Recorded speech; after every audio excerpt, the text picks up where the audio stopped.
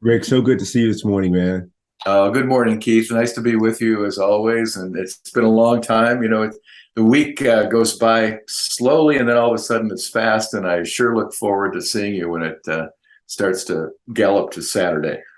That's how I feel too, Rick, man. So I thought we'd kick it off, and the title of this one will be called Model 3. And Oh, okay. yeah, Model 3, man,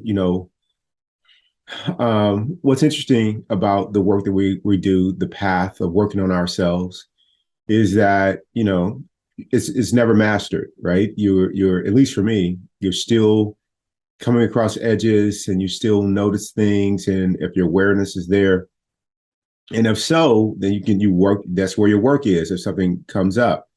And so most recently, this whole thing about caring what other people think is not something that I've spent a lot of time on after I've been doing the practice. But every once in a while, something will come up.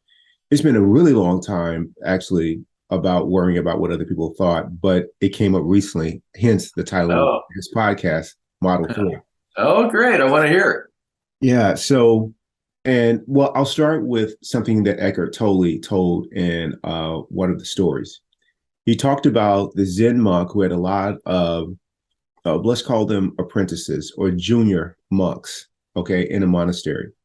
And there was this dignitary in the land who was coming to see the monk. And when he came to see the monk, again, he was so respected for his peacefulness. And it was the kind of peacefulness that was not dependent on what the outside world or what life was doing or people were doing. He was just really centered. And so this is one of the things that his disciples or his followers really admired about him, that was inspirational. So when this dignitary comes, the monk shakes his hand and he notices something. His hands are sweating. So the next day, he packs everything up and he leaves. And they're like, "Where are you going?" To the master, to the guru.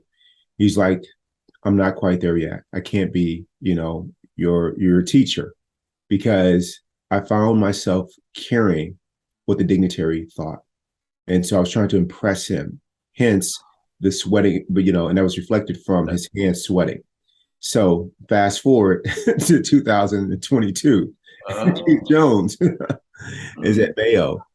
And for the longest time, as you know, I've driven a little Prius, and I don't care where I pull the Prius up or park it. With, it's 200,000 plus miles on it, scrapes on the side, the whole 9 yards. Pulling up at Mayo Clinic, or wherever I am in Scottsdale with all these expensive cars. It hasn't, been a thing for me. And I don't say that to say like I don't care what other people think. It's just that I thought that I wasn't burdened. Mhm. And so I wasn't doing backflips and separating like I'm enlightened, but I just didn't think that was an issue. So most recently, a couple of weeks ago, I was with my good friend Brian Hardaway, and we were having lunch. He was having lunch in the cafeteria. I saw him. I came over to see him at Mayo Clinic while he was having lunch, and we just started talking. And then another physician who had just joined Mayo Clinic, who we both know, was there too. And so Brian and I were talking about, cars. Like Brian is just getting his car, and he just got a Tesla. I've had a Tesla for a year and a half after having a Prius for 16 years, being completely committed to being the last owner because the car is not drivable after that. And that's how I roll with cars. And so and I feel like I'm not attached to the car. Like the first time the rims got scratched up, I'm like, okay, there's a scratch. Can you handle it? Okay, I can handle it. So I felt like I was in a good space. I'm not having attachment. Well, fast forward, the other physician who's new to Mayo comes over, and where he hears us talking about cars, and he just talked about this brand new Model S he got, which is over $100,000. And I found myself when they were talking, we were talking about Brian's process because he was getting his car in a week or so. We were talking about the delivery process of buying a Tesla, about how easy it is, and it's just really catered or centered around the buyer, and they deliver the car to your home. It's just super easy. Well, as he asked me, he said, "What kind of car do you have? Which model do you have? Do you have a Model S, which is the top of the line?" And I said, "No, I have the Model 3." That would have been fine. But then I said, well, it's only me, so I didn't need something else. It's that Oh it's yeah. that last part of explaining why I have the Model 3 and not the more expensive one. And no, and other people may have not have noticed it, but I noticed the inner Yeah. disturbance inside. I noticed that there was something about me that cared about what other people thought, that was trying to impress. And that's just honest. Other people may say, well, I don't care what other people think. And then they won't leave the house without putting makeup on, you know. Or, Michael Singer talks about when you go to you go to the department store to buy clothes and they have like, six mirrors so you can see yourself from every angle. And they were like, why do you spend 10 minutes in front of the mirror? It's not about you. You care about what other people think, how you look from the backside, how you look from the side. Like, it's easy to judge other people, but this is really looking at yourself and like what else is there. And so that was a really good practice for me to be aware. And so now that I'm aware that was still there, now that's what my work is. And so have you ever had any experiences like that, Rick? Or what advice do you have for me or for others with a similar experience? Oh, I'm there all the time. Yeah. No, that's really a great and it's really a great story with a payoff. The idea that you were mindful enough of those words that made you come back to the notion that you really weren't where you thought you were. And that kind of thing is very important for us because I think what happens is we think we've achieved a certain amount of equanimity in dealing with some of these issues, like people's opinions of us, and then all of a sudden you find out, hey, it's really buried deeper than I thought. I still have to work on that, and that's what you did. So congratulations on that. That's a lot of people wouldn't even notice that they're doing it because it's so automatic. Here's an example of what happens to me in my automatic quest for love of the universe or the universe to love me. When let's say that someone calls today, okay, and I'm busy or I don't want to talk to them, and either one is possible. So the next day, tomorrow, I call, and the first thing I say is, "I'm so sorry I couldn't get back to you yesterday. I was," and then I either tell the truth or I embellish the truth, or I make it sound like, oh, the poor guy's really overworked, or, whatever makes me look good. Okay. Right, right. I do that constantly. And I also catch myself constantly. And you'd think that after a catch or two, I'd stop doing it. No, I'm still doing it.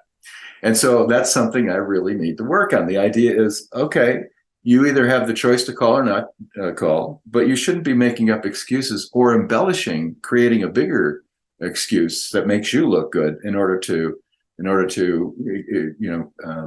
look good in the eyes of someone else and have them excuse your tardiness for calling back. Simple example, but that's an example of something that recurs and something that we have to be mindful of, or I do actually, in order to get rid of it.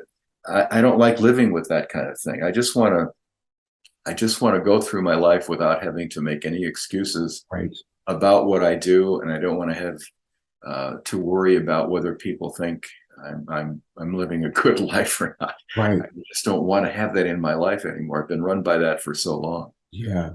Yeah. And I agree, Rick. I mean, same here, running by being attached to some kind of identity that my mind thinks is important, whether it's, your degrees in higher education, whether it's some people about what their children are, like their attachment there, like what school their kid got into or why they didn't get into a school, or all this kind of explaining wherever you are away, or like you said, trying to make it better than what it was. And I've really gotten better in other areas. There was a time where when people would say to me, "Oh, you're a personal trainer or something like that," and that's a noble profession to help people, take care of their physical self. But I remember at one point feeling diminished by that definition, as if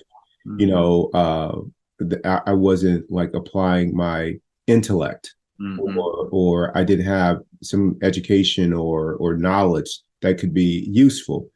And when I noticed that years ago with the practice, I let that go too. Call me personal trainer, call me like push up guy, like jumping jack master, whatever. AJ. Yeah.